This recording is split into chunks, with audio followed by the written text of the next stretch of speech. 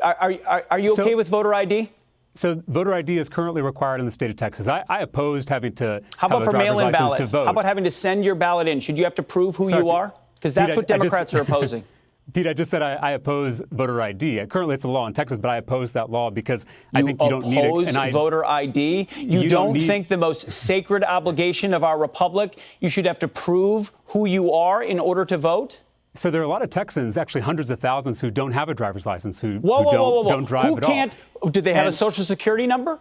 Because according to this Republican law, you could put your last 4 digits of your Social Security number in as proof of who you are. Did they not? No, help me out. Did those people not have Social Security numbers? And who are these people that can't get IDs? So, Pete, if you're talking about the bill that we're currently focused on, not past Texas law, what this bill is going to do is not only reduce voting hours, it's also going to empower these partisan poll watchers who are going to look over voters' shoulders and prevent them from exercising their God-given right. Partisan poll watchers, you mean the ones that weren't allowed in certain states at certain times in certain places, whether you agree with that or not? So Texas says maybe we should have partisan poll watchers on either side, Republicans and Democrats, right? It wouldn't just be Republicans. Do you remember a second ago when I talked about the big lie? This is exactly what I'm talking about. And the reason that so many folks believe in this country is because folks like you get on television, James, every night and said you don't want voter ID. We're not talking about that. You just went on national television and said you don't want voter ID, revealing exactly what Democrats. And it's so condescending to say that people can't get identification. Have you found someone in your district that can't get identification? You have made a lot of money personally, and you've enriched a lot of corporations with advertising by getting on here and spewing lies and conspiracy theories to folks who trust you. And so what I'm asking you to do is to tell your voters right now that Donald Trump lost the election in 2020. At least you've resolved the lie that is Democrats are now for voter ID. It's not your show, sir, but at least you resolved the idea that Democrats are not for voter ID. Did Donald Trump lose the election in 2020? Real quick. Can you answer the question? Did Donald Trump lose the election in 2020? I'm answering questions.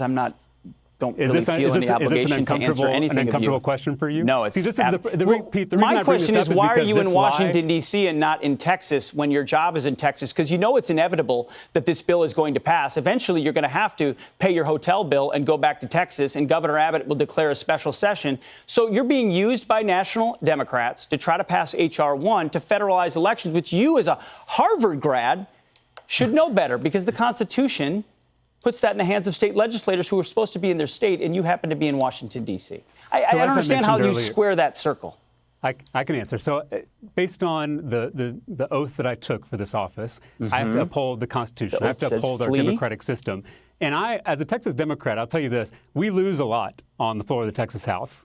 We lose votes on abortion and guns and immigration. Are you going to flee the state on those? Why is this number one? Is this the biggest? That's how democracy is supposed to work. All right. The reason this is different, the reason this is different is that they're trying to rig the rules of the game. We can debate issues. The rules of the game. We can debate issues, asking but we people cannot to prove who they are. Real quick, I'm going to end with this. Democracy itself. Your party's been obsessed with COVID standards, yet the CDC and the White House says you need to wear one on a plane. Why didn't you guys? So all of us are fully vaccinated that got on the plane without a mask. Per CDC if you're fully vaccinated, can I get on a plane then? All we're trying to do is follow as long as I know that you support that you. if you're fully vaccinated, you get on a plane. That seems like a good official position. Our constituents, unlike our home state senator who fled our state not to serve constituents, James but to abandon them. Enjoy your time in Washington, D.C. Yes, a Fox News interview where the interviewer smugly asks a question and talks over you every time you attempt to give an answer, all while peppering you with bad faith talking points and dripping contempt. But sure, Fox News is a real news network.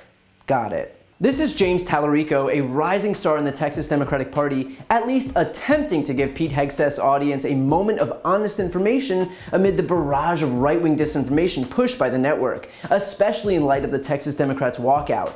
Because what else would Fox be doing than running cover for a Republican Party actively seeking to make voting more difficult by helping push Trump's lie that the election was stolen and that we need election integrity laws? Because, hey, this propaganda isn't going to spread itself. Now, Hegseth asked Tallarico if he opposes voter ID, which he does, and then, of course, Hegseth pounces on it as if that's the whole ballgame. Only two things here. First, voter ID is already required in Texas, so it quite literally does not matter. It has absolutely nothing to do with this voter suppression bill being proposed or why Texas Democrats fled the state. It's just his stance on an unrelated issue that Hegseth misrepresents because he knows it's red meat for the base.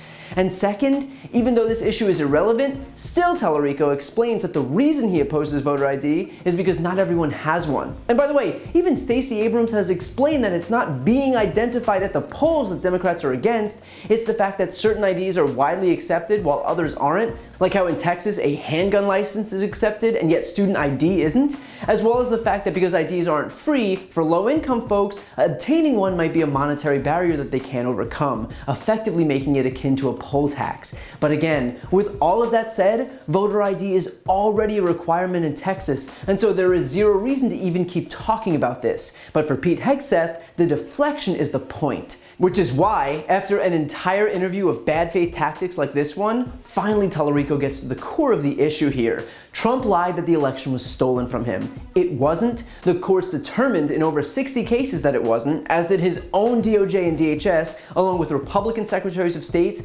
recounts, and audits. And yet still he stuck with this lie, and Fox hosts like Pete Hegseth backed him up. And that lie, the big lie, was used as an excuse for Republican-led legislatures in the states to pass restrictive voter suppression bills under the guise of election integrity. That is exactly what's happening in Texas. So while Pete Hegseth scoffs that Tallarico brings up Trump, the fact is that Trump is a central figure in this, as is this very host on this very network.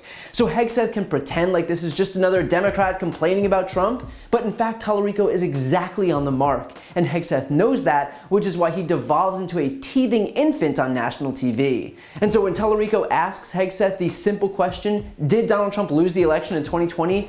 Of course Hegseth won't respond, because he knows that if he gives an honest answer and says yes, Trump lost the election, then Republicans have no reason to even need to pass any voting bills, considering their entire justification is the big lie. And so instead, he hems and haws about how he's the one asking the questions, but what Tallarico did here is exactly what needed to be done, because the issue here isn't Texas Democrats, it's not Georgia Democrats or Florida Democrats or congressional Democrats. The issue is Republicans and their propaganda arm at Fox News knowingly spreading the lie that the election was stolen and giving cause to state legislatures across the country to introduce and pass suppressive laws marketed as election integrity.